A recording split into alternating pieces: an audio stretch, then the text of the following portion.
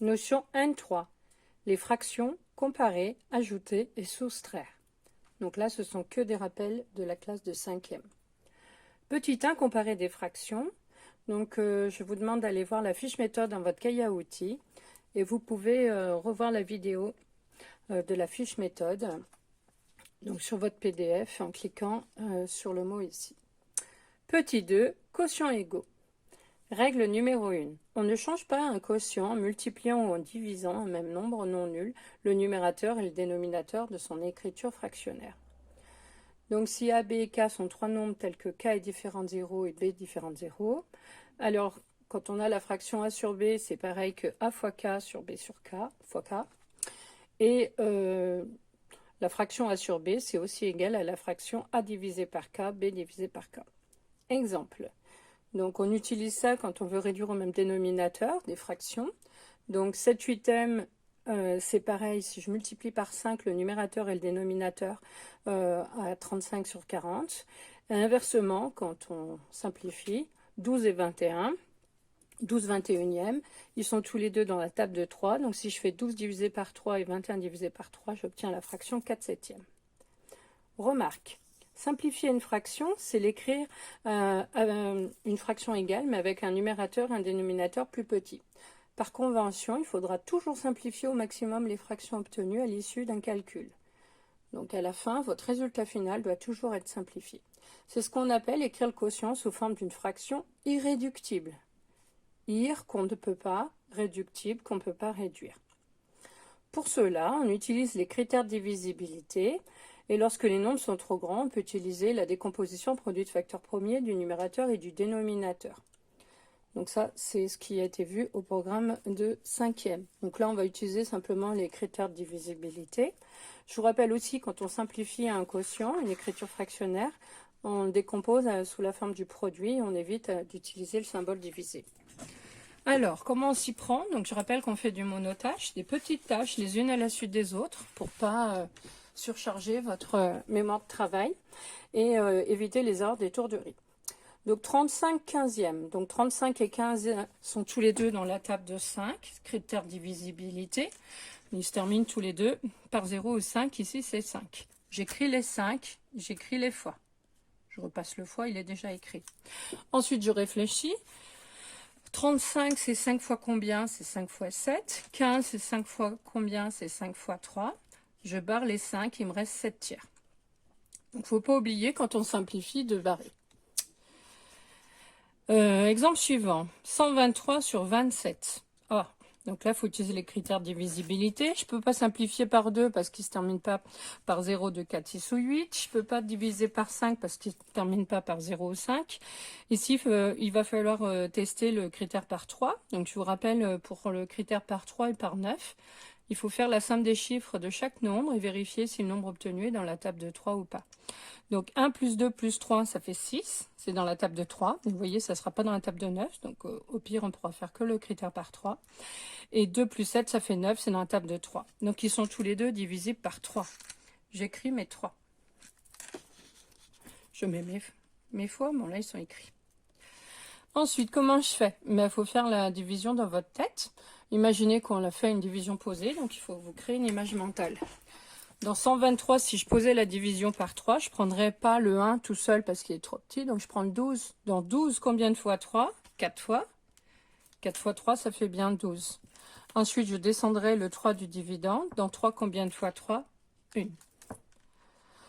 On fait pareil avec 27, sauf que là, c'est l'étape de multiplication. 27, c'est 3 fois 9.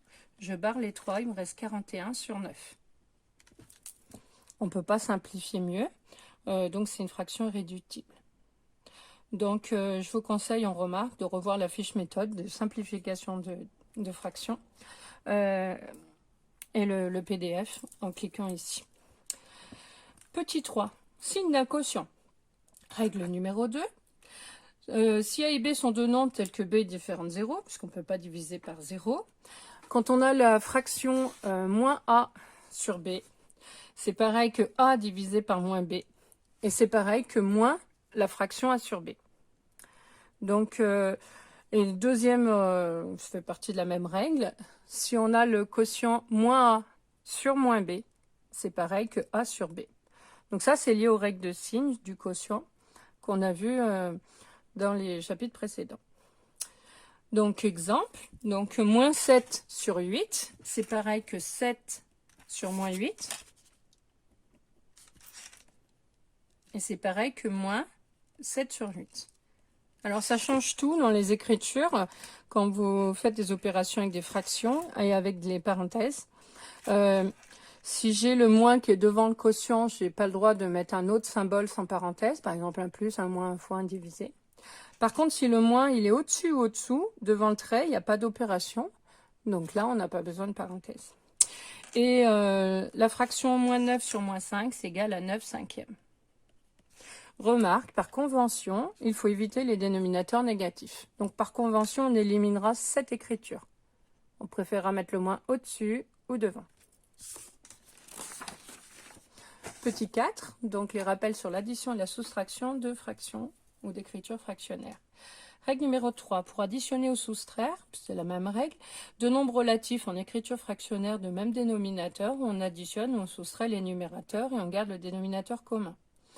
Donc si A, B et C sont trois nombres tels que C non nul, puisqu'on ne peut pas diviser par 0, si je dois ajouter A sur C plus B sur C, on écrit le quotient en face du égal, on garde le dénominateur commun C et j'ajoute les numérateurs. Pour la soustraction, c'est pareil. Remarque, si les deux quotients des dénominateurs différents, on commence par les écrire avec le même dénominateur, en utilisant les règles qu'on a vues précédemment pour écrire des quotients, des fractions égales.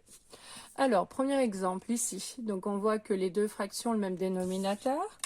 Donc, je garde le dénominateur commun. Donc, je mets bien le trait en face du égal. Le trait sur la ligne d'écriture, on garde le dénominateur commun et au-dessus, on ajoute 26 plus 4. On obtient, on calcule, 30 sur 3. Et on pense bien simplifier au maximum. Ici, 30 divisé par 3, ça se calcule, ça fait 10. Pas obligé d'avoir à chaque fois un nombre entier, mais là, c'est le cas. On pense à encadrer à la règle ou entourer le résultat. Deuxième exemple, moins 4 septièmes plus 1 septième. Donc, les deux fractions ont le même dénominateur. Je garde le dénominateur commun et je fais l'opération au numérateur. Donc là, il faut faire attention. Ce sont des nombres relatifs. Moins 4 est négatif, plus 1 est positif. Ils sont de signes différents. Je garde le signe de celui qui a la plus grande partie numérique. Donc 4 est plus grand que 3, le résultat sera négatif. Et je soustrais les parties numériques. Donc de 1 pour la 4, il manque 3. Et donc le moins, je le mets bien en haut ou alors devant. Je pourrais l'écrire comme ça. Moins 3 sur 7. C'est pareil. Bon, c'est à vous de voir comment vous préférez. C. Moins 7 sur 15 plus 1 tiers. Donc là, les dénominateurs sont différents. Donc je commence, voilà, pour éviter les erreurs d'étourderie, à recopier et le symbole d'opération sur la même ligne. C'est pas au-dessus, c'est pas au-dessous, c'est sur la ligne. Donc je cherche le nombre qui est à la fois dans la table de 15 et de 3. Donc c'est le multiple commun le plus petit, c'est 15. J'écris mes dénominateurs. Je vous rappelle, toujours du monotache, des petites tâches les unes à la suite des autres, pour pas surcharger. Ensuite, celle qui est déjà en 15e, je recopie, donc là on a moins 7. L'autre, comment je fais pour passer de 3 à 15? Je fais x5 au dénominateur, donc je fais la même opération au numérateur pour obtenir une fraction égale. 1 x 5, 5. Ici, les deux fractions ont le même dénominateur. Donc, je garde le dénominateur commun, 15. Je fais l'opération. Donc, l'étape où j'écris ici, c'est une étape qu'on faisait au début, en 5e, quand on apprenait la règle, et on peut le faire directement après. Donc là, je vais calculer directement moins 7 plus 5. Moins 7 est négatif, plus 5 est positif, ils sont de signes différents. Je garde le signe de celui qui a la plus grande partie numérique. Et du coup, j'ajoute. Et je soustrais ici les parties numériques, donc on obtient moins 2 sur 15.